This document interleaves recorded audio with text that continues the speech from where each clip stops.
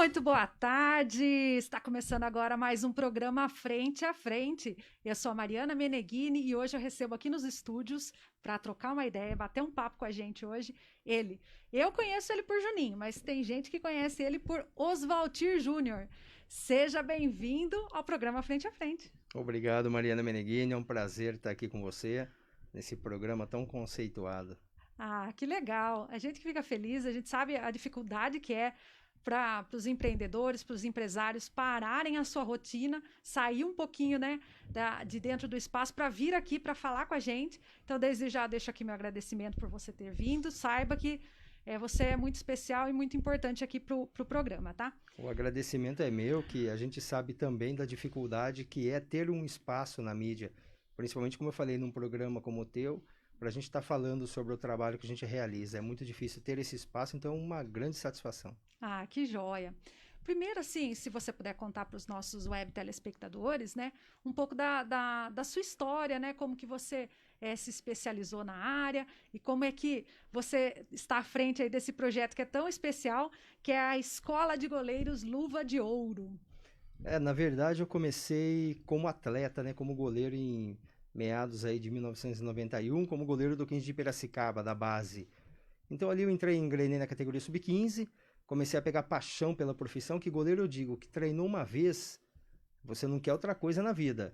E foi o que aconteceu comigo. Comecei no 15 de Piracicaba, tive um ano, uma temporada, fui transferido, tive uma contratação pelo Ituano, onde eu fiquei por 5 anos, passei por todas as categorias de base, sub-15, sub-17, sub-20, profissional.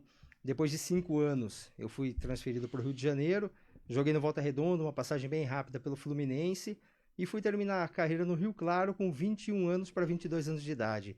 Novo, sim, porém a gente já estava começando aquela transição, o goleiro tinha que ter estatura. Eu com 1,81 m, cheguei e fui fazer um jogo contra o Palmeiras, Marco, Sérgio, quase 2 metros de altura, falei, caramba, o que eu estou fazendo aqui? E aí eu comecei a rever meus conceitos. Falei, bom, eu como atleta, com certeza eu não vou ser um alto rendimento, não vou chegar numa grande equipe, vai ser muito difícil a minha trajetória. Aí eu decidi começar como preparador de goleiros. Os preparadores geralmente, principalmente naquela época, eram ex-goleiros que começavam a carreira de preparador quando encerrava a carreira de atleta. Isso aos 35, 37 anos. Eu com 22 falei, bom, se eu começar agora, eu vou ter quase 15 anos para aprender a profissão. Então, quando eles estiverem começando, eu estou 15 anos à frente. E foi assim que eu decidi começar como preparador. Já tive a sorte de começar no profissional do Independente de Limeira, com o Tonho, um treinador muito conceituado na época. Me deu a oportunidade, me deu a possibilidade. Comecei o estudo também em Amparo, na educação física, né?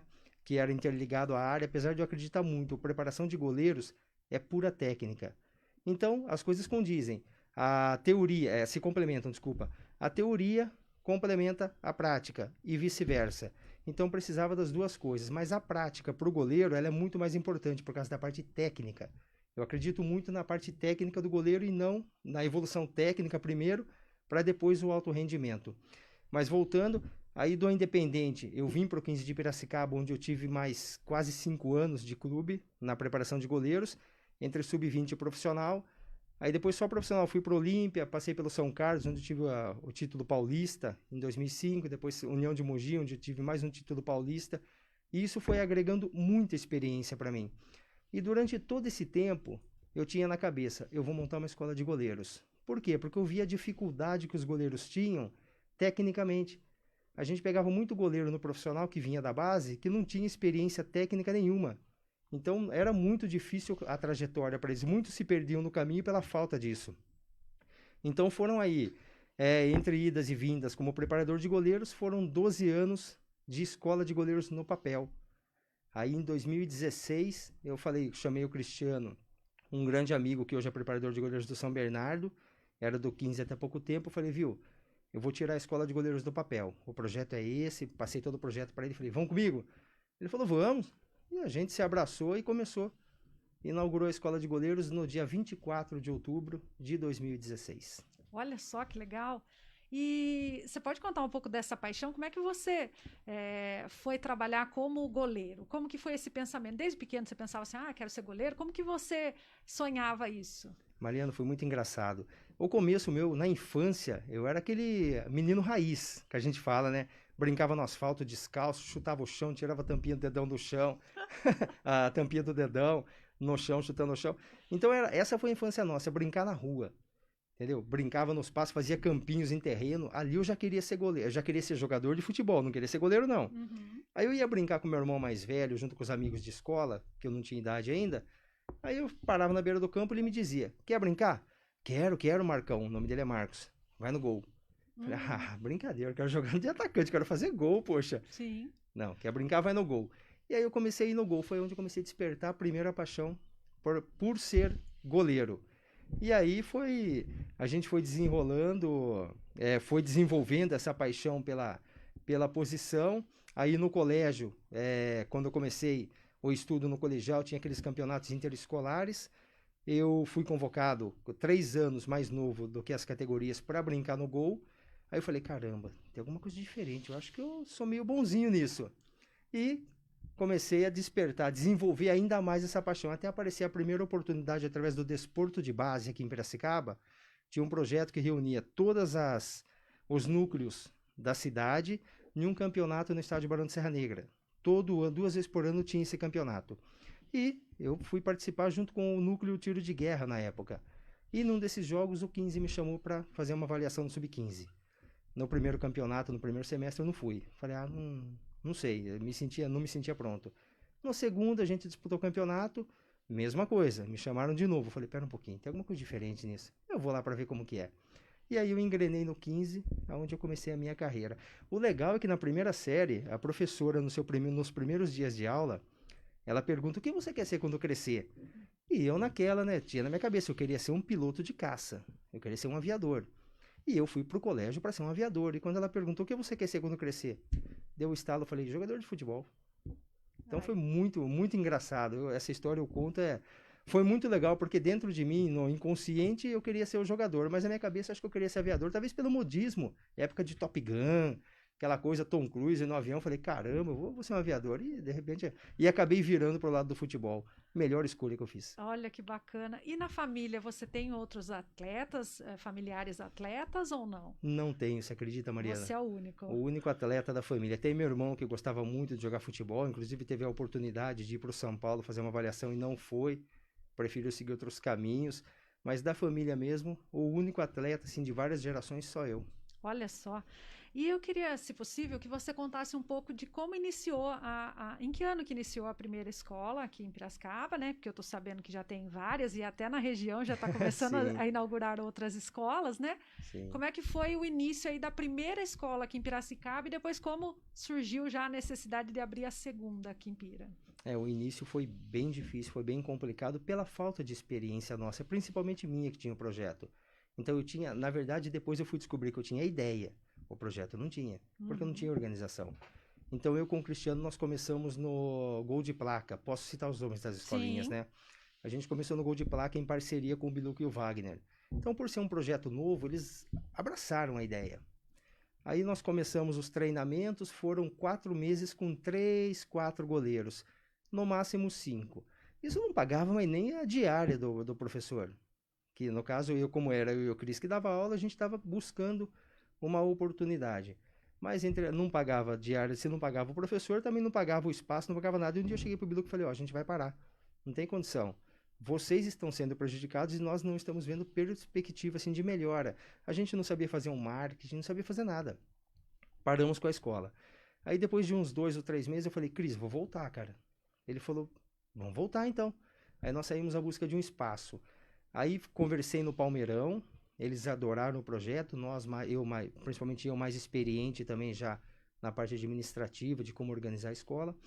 Aí o Palmeirão abriu as portas. Porém, ainda não tinha alguma coisa que não estava dando liga. Falei: caramba, o espaço é legal, o Miguel nos abraçou, uma pessoa bacana, mas eu não sei, alguma coisa não está encaixando. Aí o André do CTJR, numa das conversas, ele falou: viu, vamos montar. Falei: caramba, e lá, CTJR hoje na cidade é o que tem de melhor. É um espaço coberto, climatizado, choveu, tem treino. De repente o Palmeirão fosse por isso, porque era um lugar aberto. Aí chovia, a gente tem que cancelar o treino. Eu não gosto disso. Acho que O treinamento de goleiros é uma sequência. Então você tem que dia a dia treinar a intensidade junto com a técnica. Aí o André, do CTJR, nos abriu as portas e nós começamos. Começamos com os mesmos 4, 5 alunos, foi muito legal. Só que lá de uma forma diferente, vamos colocar aí 2 meses, nós já tínhamos 25 alunos. Olha que legal. Primeiro pelo trabalho, pelo espaço. Aí eu falei, eu preciso de mais alguma coisa para agregar na escola de goleiros. Como o Cris era o preparador do profissional do 15 e eu da base, falei, Cris, eu vou conversar no 15, a gente vai virar credenciada. Fui lá, conversei, pela amizade que a gente já tinha e pelo profissionalismo, não teve 2 conversas. Ali a gente já fechou como escola credenciada. Então passou a ser Luva de Ouro 15 de Piracicaba, usando uniforme, formando goleiros. Aí isso também foi um atrativo a mais. Tanto que nos jogos do profissional tem a batida premiada. A batida premiada, todo jogo do profissional no estádio Barão são 3 goleiros que defendem e 6 batedores que são sócio-torcedores no intervalo do jogo. Sim. No intervalo. Esses 3 goleiros, a princípio, eram sócio-torcedores. Aí eu falei com a Daiane, que era quem cuidava do marketing na época. Eu falei, Daiane, tem uma proposta para fazer. Vamos profissionalizar, vamos colocar goleiro da escolinha. Você me ajuda e eu te ajudo. Porque vai ficar uma coisa mais legal até para o batedor, até para a torcida, os goleiros uniformizados. A princípio ela gostou da ideia. A hora que a gente fez a primeira vez, ela adorou, e eu também. Porque, puxa vida, e os meninos, por incrível que pareça, todos que estão lá, eles têm um sonho. É ser goleiro. Depois eu vou entrar no mérito do estudo com relação aos alunos. Eles têm um sonho que é ser goleiro. Só que ser goleiro não é também só treinar. Você tem que ter um ritmo de jogo, você tem que ter participações.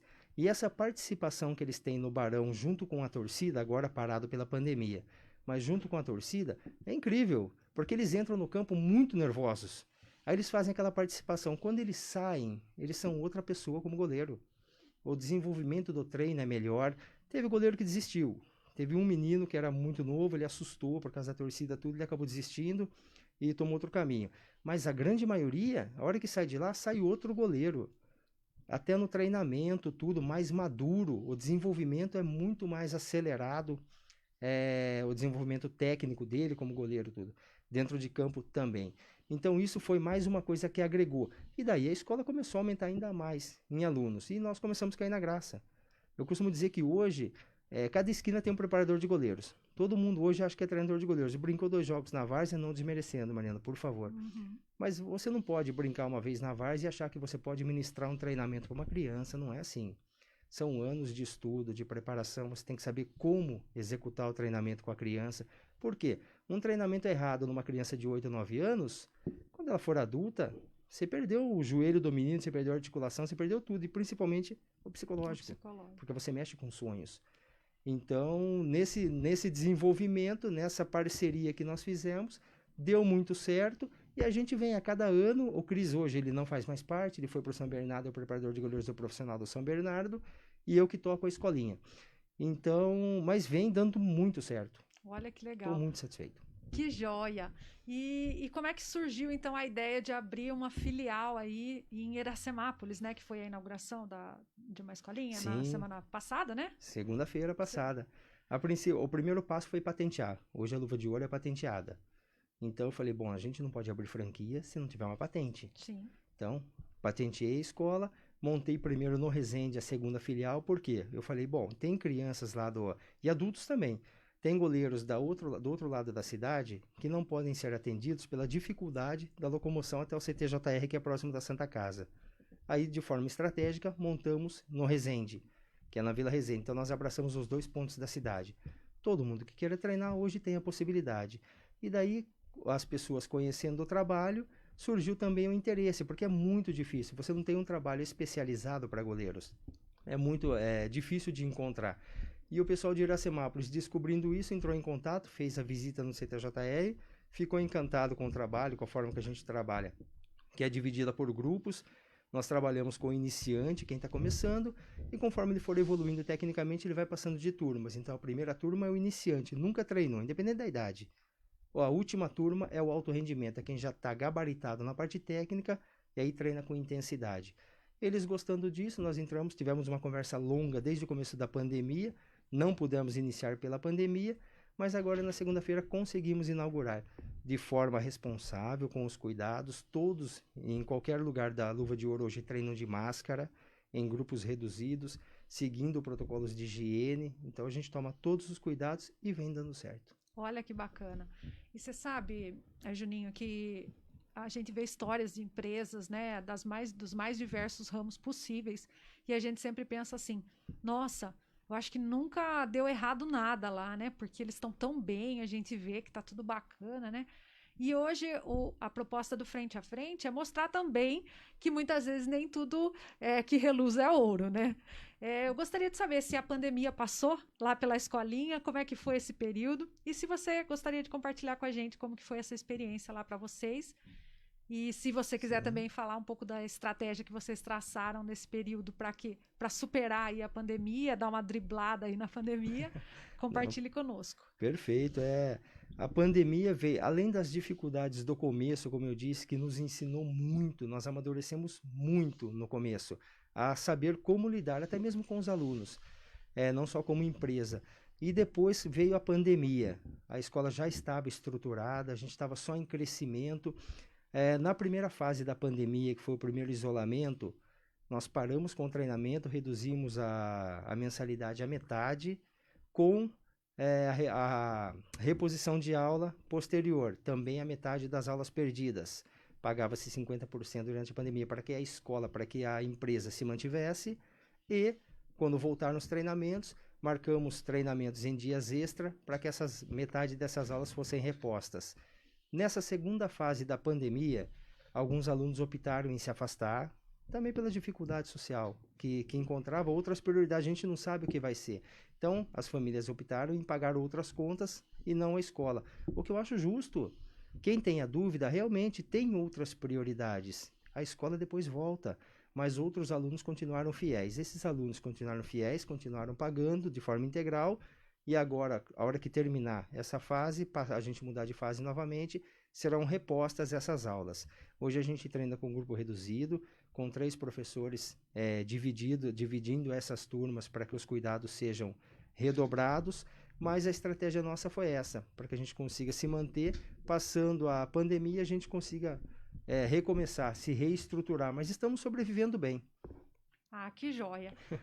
Eu fico feliz porque as pessoas que têm vindo aqui têm se mostrado com estratégias, traçando aí novos rumos para saber lidar com esse período, porque é novo para todos nós, né? Exatamente. Então, assim, as empresas estão realmente tendo que se reinventar dentro das possibilidades de cada lugar, né?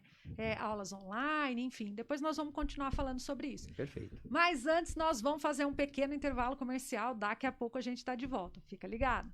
A sua rádio, do jeito que você gosta. Nova 15. Você já passou por momentos em que estamos a fim de preparar aquela refeição para a família com liberdade, sem ter medo de terminar o gás enquanto estamos cozinhando? Tudo isso sem contar os valores para a troca, né? Morri!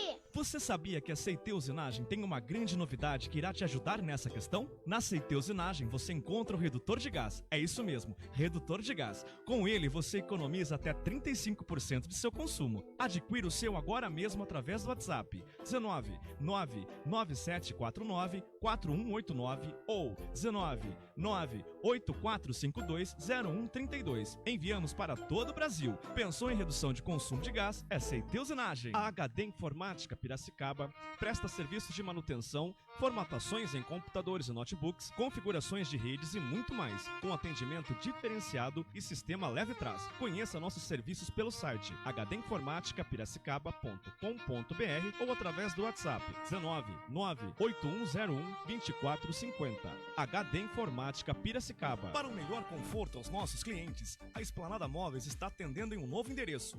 Rua Governador Pedro de Toledo, 1421, Centro, ao lado do Mercado Municipal. E toda mãe merece o melhor presente. E no Esplanada Móveis temos o presente ideal para sua mãe. Confira nossas promoções para a semana do Dia das Mães.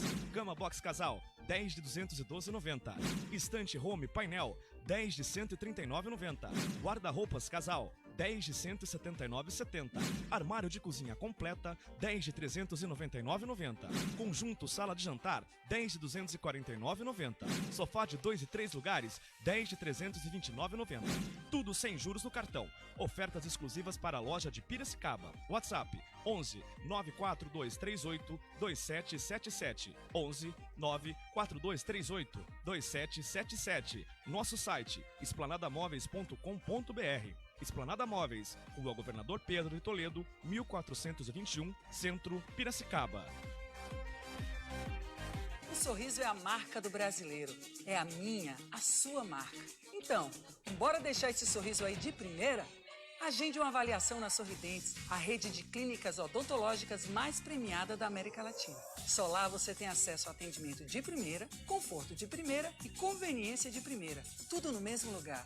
Por isso, meu povo, sorriso de primeira é Sorridentes. Ligue 0800 601 1520 ou acesse sorridentes.com.br.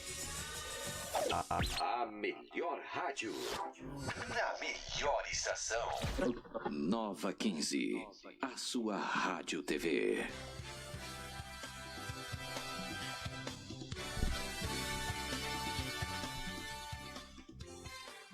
Estamos de volta agora com o programa Frente a Frente. Hoje nos nossos estúdios temos aqui a presença do Osvaltir Júnior, também conhecido como Juninho, lá da Escola de Goleiros Luva de Ouro 15 de Piracicaba. Veio hoje aqui falar um pouco dessa história de sucesso que ele tem lá frente às escolas que ele tem aqui em Piracicaba e agora também inaugurando em cidades da região, tá?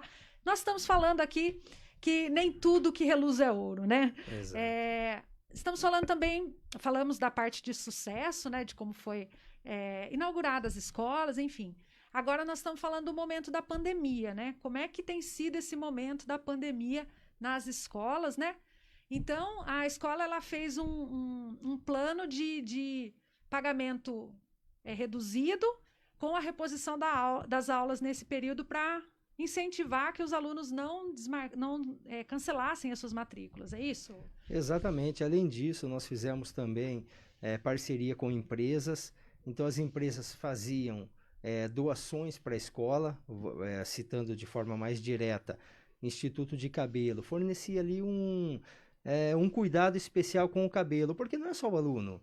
A gente treina diretamente o aluno, mas tem a mãe, tem o pai, tem os familiares. Então, durante a pandemia, como uma forma de segurar os meninos, não na escola, porque muitos ali já não estavam mais pagando pela situação, mas a gente nunca deixou de lado. Pegava essas empresas, material de construção, fornecendo algum outro produto e tal, e fazia um torneio. Existe um programa no computador que se chama Brasfoot. É um jogo de futebol, monta-se o campeonato. Então, eu elaborei o campeonato, cada aluno tinha a sua equipe, montava a equipe do seu jeito, e o computador fazia o torneio. E a gente acompanhava diariamente. Isso tomava a média de 3 semanas. E no final da competição, o campeão escolhia o prêmio, o vice-campeão o segundo prêmio. E assim foi uma forma de prender a todos os alunos, ocupar a cabeça deles, porque ficar dentro de casa não é fácil. E a gente, Mariana, além de ter que ficar em casa, de não poder trabalhar, tem também a responsabilidade social. Sim. A gente sabe que essa pandemia não é brincadeira, é uma coisa muito séria, é um vírus invisível, a gente não sabe aonde está. De repente a gente abre a escola, um aluno ali está contaminado, acaba contaminando os outros alunos que vão levar para dentro das suas casas. Então nós tomamos no começo, principalmente no começo, no auge da pandemia, todas essas precauções. E elaboramos esses torneios como uma forma de prender os alunos, de tirar o que a gente queria, que é o principal, o estudo. Sim. É uma coisa que a gente divulga pouco, também não tenho por que ficar divulgando, mas eu vou fazer o comentário. A gente faz um acompanhamento escolar com os alunos. Então, todos os que estudam, a gente incentiva quem já se formou a fazer uma faculdade, mas fica opcional pelo trabalho. Mas os menores que estão estudando, nós fazemos acompanhamento escolar pelo RA do aluno. Então, todo bimestre, a gente vai lá, entra no computador, puxa como está a situação de faltas, de notas e tudo mais. Alunos que têm queda de rendimento depois que entrou na escolinha, de certa forma nós somos responsáveis por isso. Por quê? Como eu disse, a gente lida com sonhos. Eu vou ser goleiro, para que eu vou estudar? Não, é o contrário, o funil é pequeno. Então a gente tem hoje, vamos colocar num total de 80 alunos, será que 5 vão ser goleiros profissionais? É bastante. Sim. Então, e os outros 75 se não estudarem, o que eles vão fazer da vida? Então, a gente tem essa responsabilidade com eles no acompanhamento escolar. Chegamos ao ponto de ir no colégio, conversar com o diretor para saber o que a gente podia fazer para ajudar o aluno com isso. Os pais nos procuram quando tem uma queda, quando percebe que o aluno está se prejudicando na escola, para que a gente converse. Chegamos a afastar 2 alunos em 2018 pela queda de rendimento escolar, não houve a melhora, nós afastamos do treinamento, deixamos de cobrar mensalidade e quando ele recuperou as notas na escola, nós trouxemos de volta e ele se reintegrou ao grupo e passou de ano. Olha que... Em 2018 nós tivemos aí 16% de alunos em recuperação no final do ano, no colégio, e uma reprova. 2019 e 2020, 0.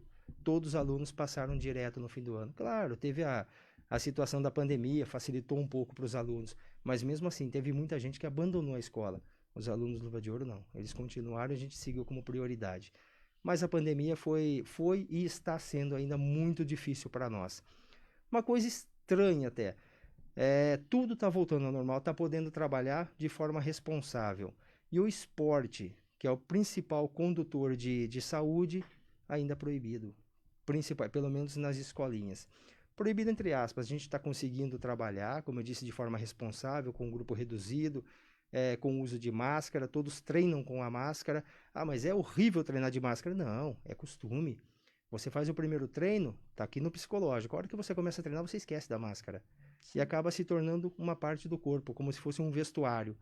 Então, todos os alunos treinam, estão se dando super bem com a máscara, tem o momento de tirar, isolado de todos, respirar, colocar a máscara de volta. Então, tá dando super certo e nessa retomada a gente está conseguindo trabalhar de forma progressiva. Olha que bacana. E realmente, se for uma necessidade a gente usar a máscara por mais um bom tempo, a gente tem que se adaptar à nossa rotina com ela, né? Nós, apresentadores, também estamos tendo que nos adaptar ao uso da máscara, mudar a entonação de voz para conseguir se expressar melhor.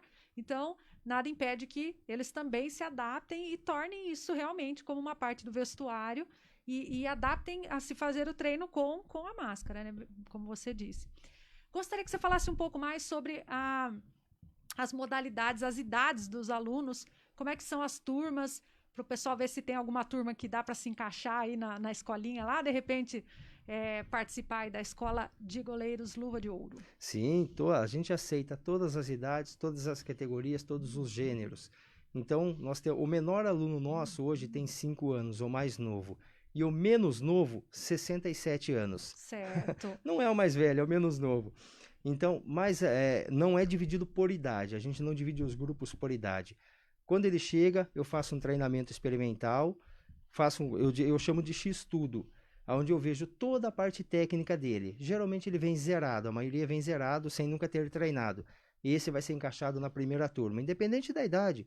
O Anivaldo Semensato, que é o que tem 67 anos hoje, ele chegou na escolinha com 64 anos. Sim. Ele entrou na primeira turma. Junto com ele treinavam crianças de 7 anos. Por quê? Porque a base técnica é a mesma. Aí ele foi desenvolvendo pela idade dele, ele foi se desenvolvendo mais rápido pela experiência e rapidamente ele foi mudando de turma. Hoje ele faz parte da 6ª turma. O Anivaldo tá parado, tá afastado, tomou a vacina agora, logo volta com a gente. Mas quando voltar, ele já faz parte dessa 6ª turma. Então, qualquer pessoa que queira fazer o treinamento, independente da idade, nós temos um grupo para essa pessoa. O primeiro é a aula experimental, onde eu que faço o treinamento para saber qual o nível que essa criança está, ou que esse adulto está. Descobrindo o nível deles, a gente encaixa na turma onde ele vai evoluir mais rápido. E aí, então, ele vai aumentando de série, seria mais ou menos assim, como na Sim. escola? Ele entra num primeiro ano, vamos dizer assim, que seria um aluno que está aprendendo ainda, depois ele passa para o segundo, seriam salas assim? Exatamente, é um processo totalmente pedagógico, a tal ponto da escola Luva de Ouro, ela está para se tornar a primeira escola do mundo de formação profissionalizante. Então, o aluno, ele entra na primeira turma, ele passa por estágios, passa para a segunda turma, até ele se formar goleiro. Então, hoje a gente tem treinamentos e academias. Escola própria, com diploma, até hoje ainda não. Mas nós já temos um projeto em andamento e a Luva de Ouro está bem encaminhada para ser a primeira escola do mundo de formação. Olha que bacana. E tem alguma uma receita de bolo aí para fazer um goleiro? Tem um tempo que ele estudando, ele já está apto a se tornar um goleiro profissional? Como que é esse período de estudo que ele tem que ter para se tornar um profissional a ponto de jogar aí nos grandes clubes? Para o alto rendimento, o futebol hoje está muito precoce. E para o alto rendimento você precisa de um perfil. O goleiro tem que ter um perfil, o menino tem que ter um perfil físico com relação à estatura, boa vontade, à disposição. Se ele tiver o perfil físico e a boa vontade, com certeza ele tem tudo para se tornar um goleiro. Tanto que nós temos hoje o Matheus, que é o terceiro goleiro do Palmeiras, ele tem 19 anos. Ele começou do zero com a gente. Então, ele tá com 2,2 metros. Mas quando ele chegou, ele tinha 16 anos, a gente brincava ainda, chamava de bonecão de Olinda. Até para andar era desajeitado. Mas hoje está lá como terceiro goleiro do profissional do Palmeiras. Tem o Gabriel, que subiu para o profissional da Ponte Preta recentemente, também com 10 anos, e começou nessa mesma situação. Lembrando, eles começaram, fizeram a primeira experiência no treinamento e já foram para o 15. Tem o Michel, que começou na escolinha, teve um período maior de escolinha e hoje está treinando com o profissional do 15. Dentre outros goleiros também que tiveram a experiência de entrar no 15 de Piracicaba, e outras equipes. Mas como eu disse, eles precisam do perfil natural, da boa vontade, e aí o olho clínico do treinador vai colocando a parte técnica. A gente tem o processo pedagógico de ensinamento, falando a grosso modo aqui, existe uma passada que a gente ensina para o goleiro, que eu falo que eles vão carregar para o resto da vida. Todo o fundamento técnico que eles forem executar dentro de campo, eles vão dar esse passo para executar a defesa. Isso é o primeiro. Além da base baixa, olhar para a bola e esperar a batida. Esses 3 fundamentos são fundamentais. Para na base baixa. Eu falo que aranhas... Sapo. Você já viu sapo? Sapo, você nunca vê sapo em pé. Ele dá aquele baita pulo, mas ele está pronto lá embaixo, como uma mola. O goleiro tem que estar assim. Ele tem que estar pronto para o salto ou para a movimentação. Aí olhar fixo na bola, porque é o que ele vai defender. Então ele tem que ver primeiro a ação da bola para saber a ação que ele vai executar. E em terceiro, esperar a ação da bola. A gente vê goleiros aí que a hora que o atacante chuta, o adversário chuta, ele já cai antes e toma o gol. Então se ele tiver essas 3 ações, ele consegue, com certeza, facilita muito a defesa dele. E para tudo isso, o treinamento, a técnica. E quando você tem aí esse profissional, vocês fazem algum tipo de encaminhamento? Vocês já vão comentando entre os técnicos, treinadores aí dos times, falam, olha, eu tenho aqui uma pessoa que é promissor, está com futuro. Vocês fazem esse tipo de encaminhamento para testes e possivelmente concorrer a vagas? Ou esse treinamento depois ele tem que percorrer sozinho esse caminho em busca aí dos grandes clubes, vamos dizer assim? Nós auxiliamos, Mariana, a gente não vende sonhos. Uhum. Tem muitos goleiros que vêm e falam, viu, eu quero ser profissional. E a gente já detecta que ele não tem o perfil, eu não posso enganar o menino. Uhum. Eu vou jogar limpo e falo, você precisa melhorar isso, ou então você não tem o perfil para goleiro, ou pela idade, ou pelo perfil físico. A gente sempre joga com transparência. E muitos alunos nossos penderam para o lado do só o treinamento, sem mais o sonho de ser goleiro, por causa da nossa transparência. E está com a gente ainda. Mas os que têm o perfil, com certeza, nós temos o conhecimento dentro do Corinthians, dentro do Palmeiras, dentro do São Paulo. Recentemente, na sexta-feira passada, que nós voltamos ao treinamento, recebemos o diretor da base do Flamengo no treinamento. Ele já se interessou por um goleiro nosso, que está para marcar uma avaliação. Então, a gente faz esse meio de campo, sem vender sonhos, sem prometer nada. Então, abrimos a possibilidade, fazemos essa primeira negociação, porque para o pai da criança e para a criança ou para o adolescente, tudo é novo e tudo é sonho.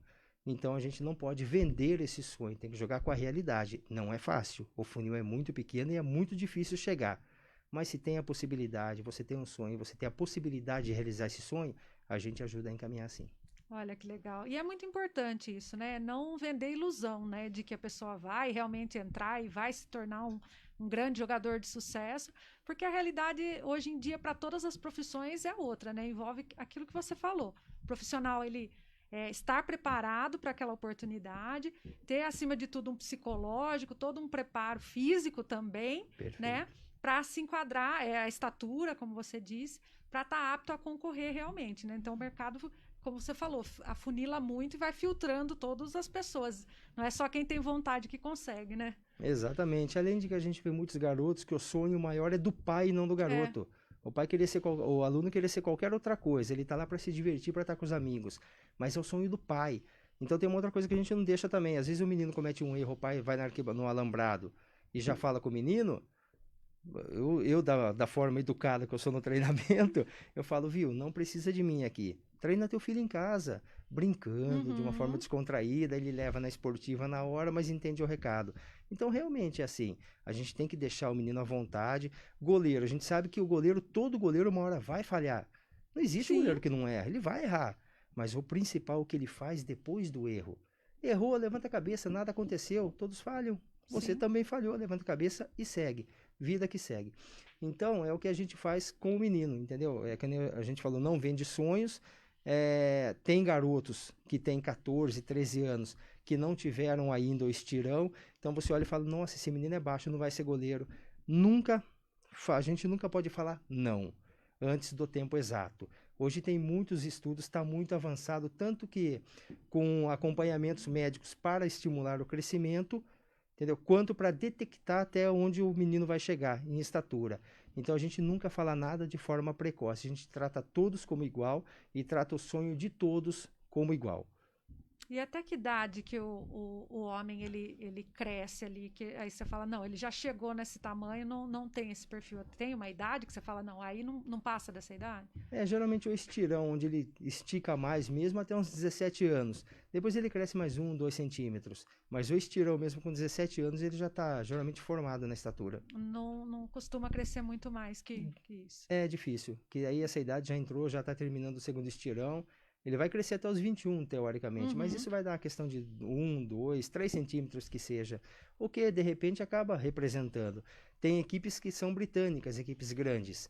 O garoto vai fazer uma avaliação numa equipe grande, o 15 hoje, 1,85, é pré-definido. Então chegou, eu tenho 1,84. Não entra. A Ponte Preta tinha um goleiro excelente, um ótimo goleiro na categoria sub-20, só que foi detectado que ele não cresceria mais. Ainda era engraçado, porque a Ponte trabalha com 8,5, ele deixava aquele cabelo dele bem black power, grandão, né?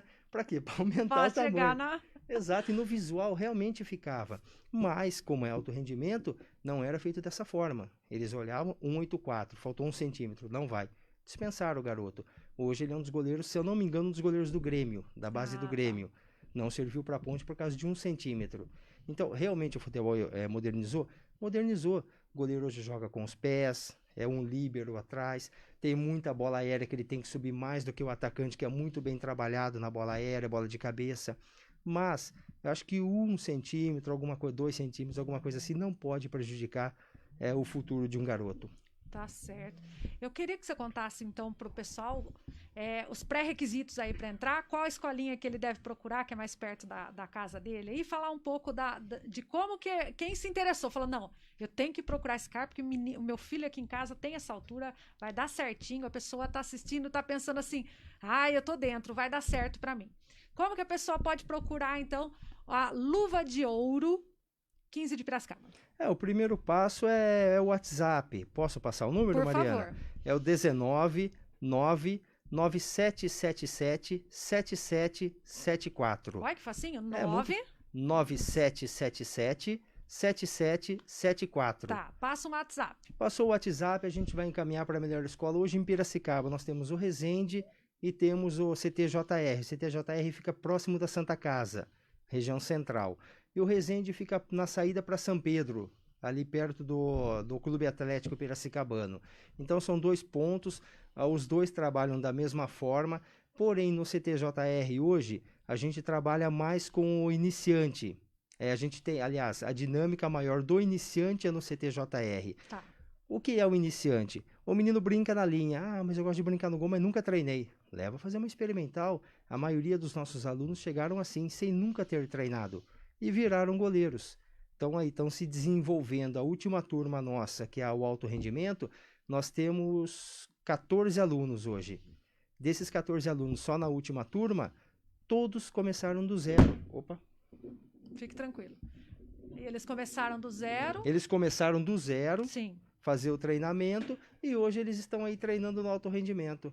E fale uma coisa para mim, quem é da região, que achou interessante e dá para ir lá, por exemplo, quem é de Limeira, dá para dar uma chegada lá em Iracemápolis.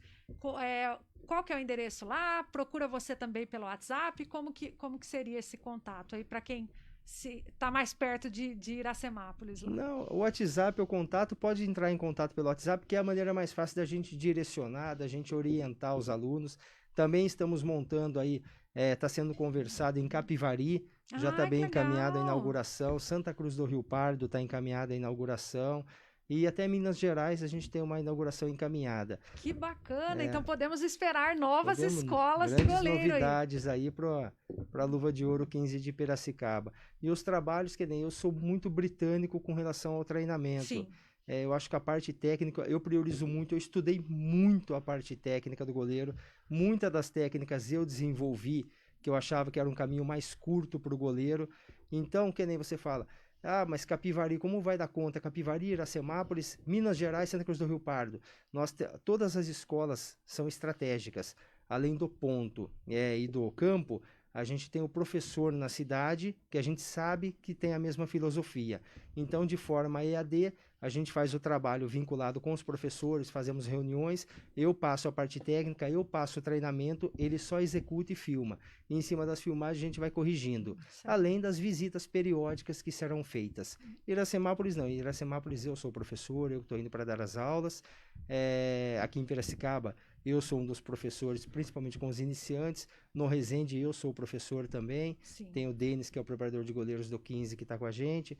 Então a gente tem que procura sempre se cercar de profissionais que tenham a qualidade e que tenham a mesma filosofia nossa, que a gente não pode nunca perder a qualidade. Ter a escola só para falar, vamos treinar, não existe isso. A gente tem que ter o rendimento. Fora o acompanhamento aí escolar dos alunos que ainda estão em fase estudantil aí. Exatamente, fora esse acompanhamento escolar, que acho que é o mais importante de tudo. A gente sabe que a grande minoria vai ser goleiros. De todos esses alunos que a gente tem, o funil é pequeno. Poucos vão conseguir chegar ao alto rendimento. Os demais, o mínimo que a gente pode fazer é dar essa direção escolar para que ele tenha uma profissão, aliás, e o futebol, para os que não têm essa aptidão, que seja uma diversão, um grande passatempo, que ele seja melhor jogando como goleiro na várzea, no amador, no clube. Então ele vai se tornar um goleiro melhor dentro do que ele se propor a fazer, aonde ele se propor a jogar. Mas para o alto rendimento, mesmo sabendo que não que eles não vão conseguir, a gente consegue melhorar ele, dar uma direção, ajudar, contribuir para que tenha uma direção melhor. Olha só que bacana. Não posso deixar de agradecer a sua presença aqui hoje, viu, Oswaltir? Nós ficamos muito felizes de você vir compartilhar a história de sucesso da escola. Então, deixo aqui meu agradecimento para você. Obrigada mesmo pela presença aqui hoje. Eu que agradeço pelo convite, Mariana. O prazer foi todo meu. É uma grande satisfação estar aqui. A gente que agradece. Também quero mandar um alô para as nossas redes sociais, que a gente não conversou ainda com o pessoal. Vou mandar um alô para quem está nas nossas redes, mandar um boa tarde aqui para quem nos acompanhou. Vamos lá. Alô, alô! Olha aí, José Roberto de Gaspari mandando boa tarde para os Valtir também. A Maica Selle mandando boa tarde, Maica. Olha só quem está aqui também, o Allen César Miranda mandando um abraço para todos. Reinaldo Diniz também mandando boa tarde. Quero agradecer a todos vocês que mandaram aqui as mensagens para o nosso programa hoje. Agradecer a presença do nosso técnico Marcos Alves, a toda a equipe que ajudou para que hoje o Oswaltir Júnior, nosso querido Juninho, estivesse aqui para bater esse papo com a gente, em especial ele que conseguiu mexer na agenda e dar uma corrida aqui para bater um papo com a gente. Então, meu muito obrigada a todos, agradeço.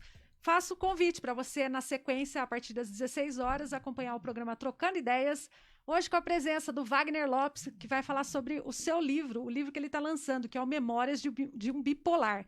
Então, a partir das 16 horas, tem o Wagner Lopes aqui conosco.